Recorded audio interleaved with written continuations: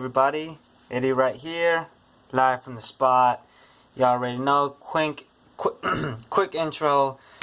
So, just got home by seeing the Curse of La Llorona. And before I say my quick thoughts about this movie, I want to give a special shout out to the homegirl, Sage.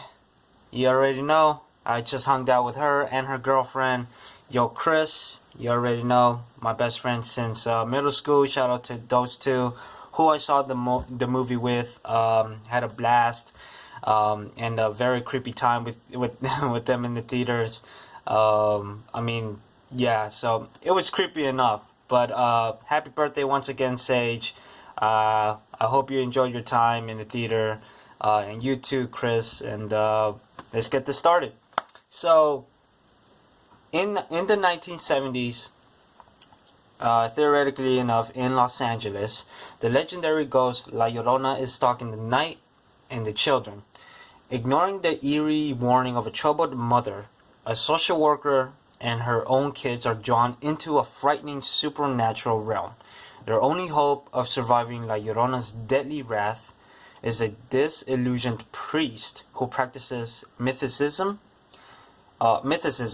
to keep evil at bay. So there you go. It's a simple synopsis, simple way to know what the film is. To be aware, or for you guys to be prepared of what the film is really about. Now, a lot of people didn't really see this film, as far as I am concerned. I mean, it just only made $26.5 million at the opening weekend, so it didn't really get a good word of mouth. It actually got bad word of mouth, which I do understand, by the way. But also because it is part of the Conjuring universe, which is something that I thought it was random, but I understand because it was part of Warner Brothers and all that. So I'm guessing. And I thought it was a myth at first too, because I was one of those people, but I never always, as a Latino myself, I did heard about the stories about La Llorona, you know what I mean, especially when I was a kid, right? So, I'm completely aware of it, but I didn't always believe in it, because I thought it was a myth at the same time, but there's no way to just ignore it at all, because, supernatural stuff, right? It's everywhere, unfortunately, especially with negative energy. Everybody knows what that means, so, yeah. But, not to tell any scary tales, because that's not what this is about. I'm going to criticize about the movie, or just, again, tell my thoughts. And I thought the movie worked good enough, but the story was cheesy. It's a been there, done that, kind of a horror film too. I mean, it is produced by James Wan, but you could tell that he didn't do anything about didn't do anything with this movie. I mean, he just gave money away and let the director do what he does, which is directed by Michael Chavez. And I thought the direction of this movie was actually pretty cool and okay, because the scary the scenes that are scary, the tension, really I mean, it was really strong, actually. So I really appreciate that. There was one scene in the movie. My favorite scene of the whole movie was when, what's her name? Linda Cardellini, which, by the way, she's in Scooby-Doo. She was Velma.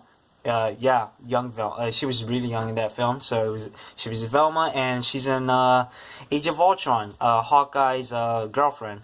All right, I know, right? So, and as soon as I noticed her, right, I was like, okay, she was. By the way, she was actually pretty good in the film, because I don't really see this type of role of her. Maybe this is the first time I see her in in an actual horror film, right? So, okay, as far as I could tell you guys though, there was one scene where she was walking around the house and it was all one-shotted, and I love that. I really love I always have a thing with one shot scenes, especially like whenever it's TV shows or movies. I mean, it always brings the attention, or builds up the momentum, builds up the scariness of the scene itself, because it's like you're actually there. You know what I mean? It's like everything that we move is one shot, especially when we use our eyes. You know what I mean? Anywhere you go, so it's like a great camera work, as far as I could tell you guys, and the way Linda bought into to her performance in that particular scene was amazing. So top notch to that, and tip of the hat to her, because she was good. She was good in that part. But other than that, you know, you know, it was cliche. Jump scares could be a little annoying here and there, but I did felt it. I was like, oh crap, you know, kind of a little shaking, you know. But you know, a lot of people, 84% of the audience, didn't really mind it. You know, I guess they really liked this type of film. Well, it's also because we didn't really see the reminiscences of La Llorona at all. When you think about it, like in a horror film, especially like in America, you know what I mean? So yeah. Other than that, you know, I had a talk with the girls, you know, Sage and Kris earlier, and you know, we were just talking about the film, and you know, they were paranoid. They were a little. I mean, I was petrified myself, right? But they thought it was all right too. They see the problems. But the one who saved the film was Raymond Cruz. By the way, he was in Breaking Bad. I thought he was the highlight of the film. He saved the film in such a way, because you know, he bought a different take, and I wanted to know more about. Oh damn! Like, yeah, spoiler alert or minor spoiler, but he used to be a priest that walked away from the church. But there was one line that I liked, and Sage liked this line too. You know, he said, I might have walked away from the church, but I never forgot about God. And that was a really good line, I thought, from the movie. Other than that, you know, you know, the cast members were underutilized, right?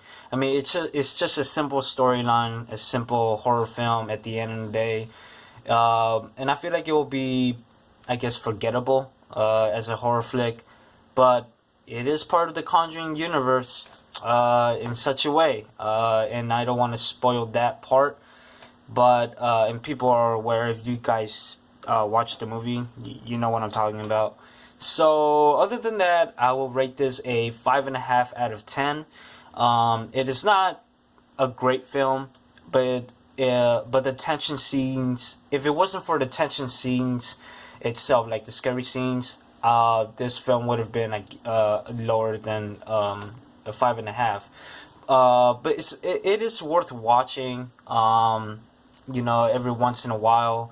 But you know, the scares really pays off. But the story was like, meh, right?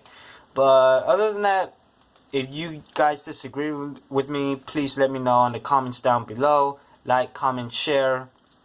You already know. By the way, subscribe to Sage times Kris, or their YouTube name is pretty funny, but or Sage X Kris, but Sage times Kris. I'll put the link down below. Check out their videos. Their content is really funny. They're really random people, but very, very lovely characters, and I'm glad, always been glad, to be friends with them ever since. You already know, fam. So, other than that, Eddy out. Other videos to come. You already know. Alright. Have a good night, y'all. And I hope I get a good night's sleep, because La Llorona did get me. I'm not gonna lie. I'm not a horror guy, per se. But yeah. But anyway, 5.5 out of 10. I mean. So, all right. Peace out. Yeah.